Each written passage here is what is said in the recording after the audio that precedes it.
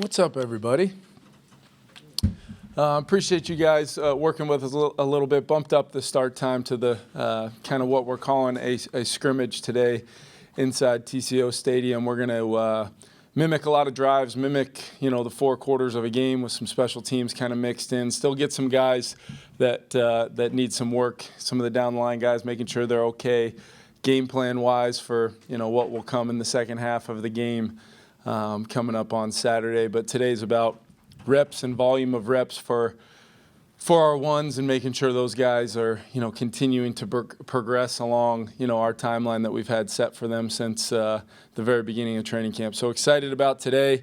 Obviously, as we continue to work towards the Green Bay Packers on September 11th, we're now it's in striking range of knowing, by the day how we should be operating and preparing. And I give our coaches a lot of credit for where we're at as a team, and very much look forward to that continued prep, including today. But with that, I'll open it up to you guys. Kevin, the positive of resting your veteran players is they'll be healthy. Is there a negative of not playing them in real games, preseason games? Yeah, I think it depends, how you look at it. If you're a team that just kind of practices in a standard way, which there's a lot that can be taken out of the traditional model of kind of preparing guys in normal practice, playing them slightly in each game, building up. We choose to kind of do things a little bit differently. A little bit different model where, if you ask our guys physically where they're at, they probably would say they're as healthy as they've been, but at the same time, I think they'd probably say they're feeling more and more prepared by the day. I would not discount the physicality and the tempo and the really the game feel that some of those Niners practices felt like when we were good on good for the better part of 2 days right there. And then obviously, how we've systematically built in the volume of how we practice. They should feel like they're right on schedule from a physical standpoint, stamina-wise, being ready to play a full game. But 10, 12 snaps here and there, I don't know how much it does for some of the veteran players that have played a lot of snaps in this league when we're really talking about a kind of a bigger picture plan for those guys. But I can tell you that, the guys that have played, and the guys that haven't, we've had conversations and dialogue not only with the players on an individual level, but as a staff. So everything we do is part of a plan. There's no surprises. And more importantly, the guys that are playing, they know they're playing, and hopefully they feel prepared to compete to ultimately earn a spot on our team. Hey, Kevin, what have your impressions been of Nick Mullins, and how realistic is it for him to be ready to play on Saturday? Yeah, super positive early on with Nick. I feel like he's been at this building as much as I have the last since he got here. He works incredibly hard. He's already fitting in, with those other guys in the room with Chris and Gerard. I just think, my experience of, never having coached him before, but have known him a little bit, and then obviously a lot of people that you talk to around the league that have been around him. Have nothing but great things to say about him, and then you actually get him in the building and you start to, watch him interact with his teammates on both sides. It's exciting. He's gotten a couple reps here and there. We'll continue to get him a little bit of work here and there, and we're still in the process of determining kind of where he's at, being able to take some snaps on Saturday. Kevin, given the volume of the work you get with the starters today, fair to assume most of those guys are all of them won't play on Saturday night? Yeah, I wouldn't assume everyone, but yeah, we're gonna continue to kind of assess where we are coming out of today from a volume rep standpoint for a lot of those guys, and like we've done with every single game up until now, we'll have a plan for our guys. I would not expect to see a lot of our starters in this game, and I think it's a great opportunity for some guys that have gotten some real good work in these games that are fighting for roster spots to ultimately go out there. And what I've challenged those guys to do is go out there and put on their best performance yet and use the experience and the coaching and make sure, hey, the things you've done well, continue to do so, but things that ultimately we've asked, to improve on and not make the same mistakes twice, know where to line up, know exactly what to do.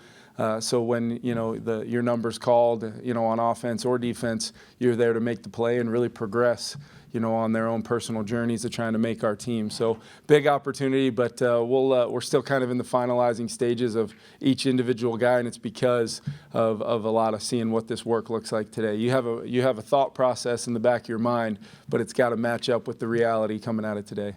Kevin, What went into releasing Jordan Berry today, and is your competition settled, or is it just know that it's not going to include him moving forward? Well, I think Ryan's had a really good camp, consistent camp. Those guys have been neck and neck every single day. You talk about competition, bringing out the best in players, and I think both those guys, both JB and Ryan, deserve a ton of credit for pushing each other. We want to give Ryan the opportunity to kind of be the sole punter this week and obviously today and then on into the game. But Jordan has left a really good mark on me, having been around him before, and we're excited about where Ryan's at, but also at the same time want to continue for Ryan to know, hey, this is a continued process for you as we work as a team to start preparing for the Packers. Kevin, do you remember that last year, that Rams staff, how you guys felt after the preseason going into that regular season? Because obviously you guys didn't start anybody in the preseason. Yeah, well, we felt very similar to how we felt coming out of the year before when all the preseason was canceled. We had prepared those guys to play and got off to a pretty good start that year in 20 against the Cowboys. And then obviously we were able to win the opener against Chicago and felt like we got off to a good start. So much of it, I think, is our players' comfort level in what we're asking them to do. So that when they go do that, if their bodies are right, physically they're prepared. We've done our jobs as a staff, and with Tyler and Uriah and Josh and the sports performance side of having all those pieces come together. That's the plan.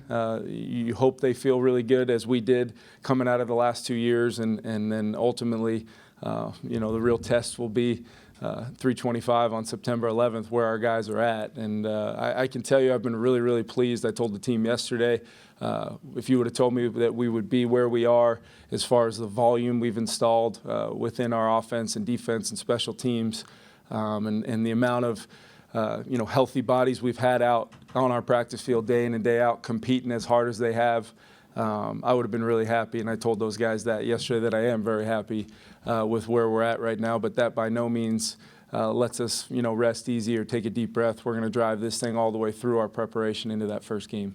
Kevin, going back to Nick Mullins, just how do you balance the wanting to maybe give him some game looks with maybe not putting him in a bad situation? Yeah, the good news is he's played this preseason and game snaps, whether you're in our offense or someone else's, he's gotten some work, as Kellen and Sean both have as well. So it's not like he's just coming in right off the street and has not played in a long time. So he's taken real game reps, running an offensive system, albeit different from ours.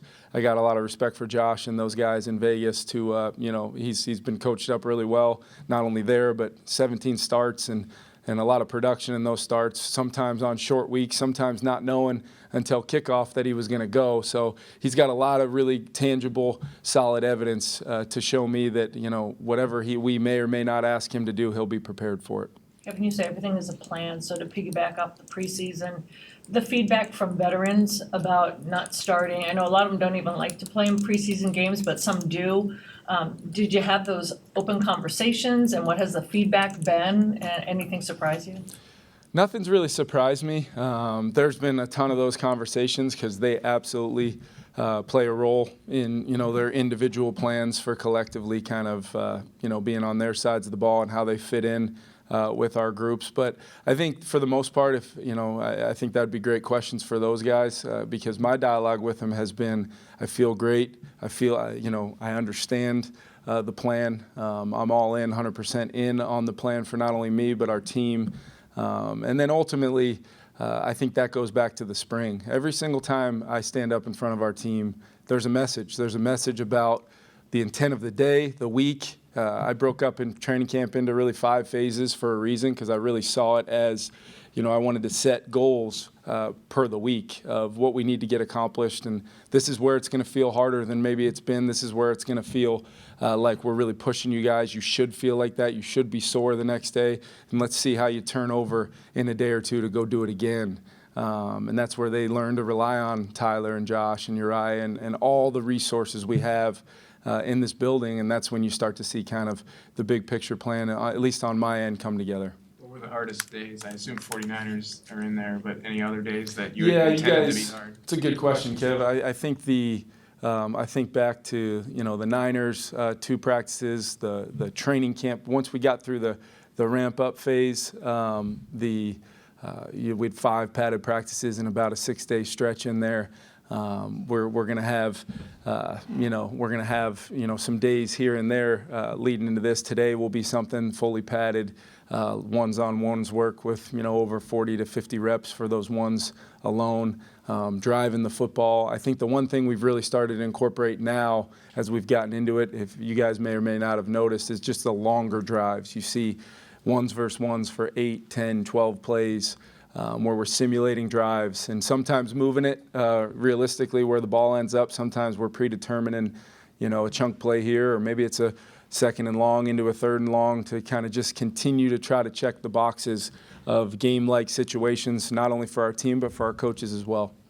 Is cut-down day any easier now that you've got a bigger practice squad and, had these camps kind of leading up to it?